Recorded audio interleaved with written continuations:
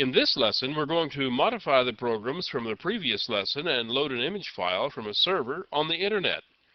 The first thing to do is modify the image loader class so it can reach out over the Internet and load a graphics file from a server into local memory in the form of an image object.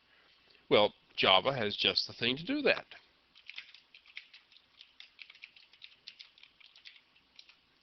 All that's necessary is to add a new method to the class. This means that this class can now be used not only to load images from the local disk, but also from the Internet. This new method is named loadImageFromInternet, and it requires a URL string, just like the one you type at the top of your web browser. The URL must be the full path and include the name of the graphics file somewhere on the Internet.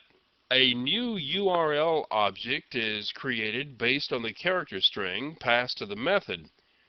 The new command is inside the try block because the URL string could be badly formed, and if so, the constructor of the URL class will throw an exception. If the URL string is badly formed, the program dumps the information and exits.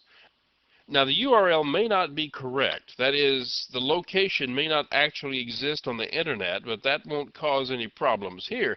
The only error that comes about here is if the string is not in the correct format of a URL.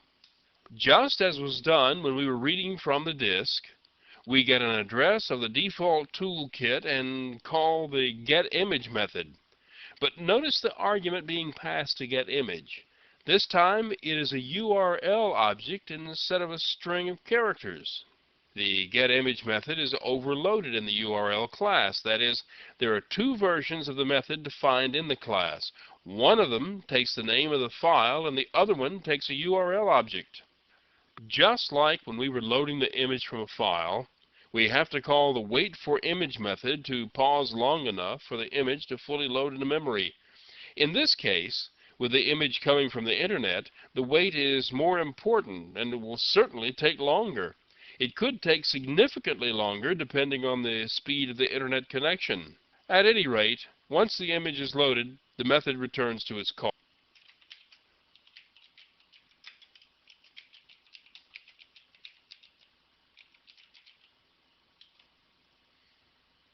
Now it's a matter of writing a program to load a remote image and display it. It's fundamentally the same as the program that loads and displays a graphics file from a local disk.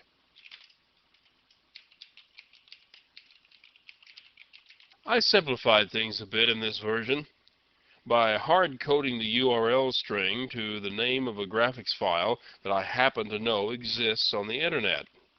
This constructor creates an image loader object and calls the loadImageFromInternet method to load a graphics file from the Internet.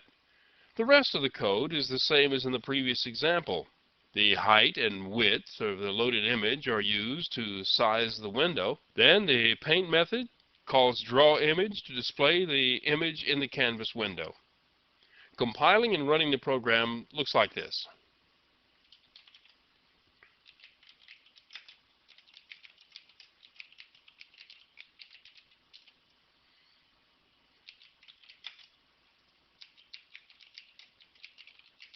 And there's the old man Inva, craters and all. In the next lesson, we're going to look into modifying a loaded image by changing its size.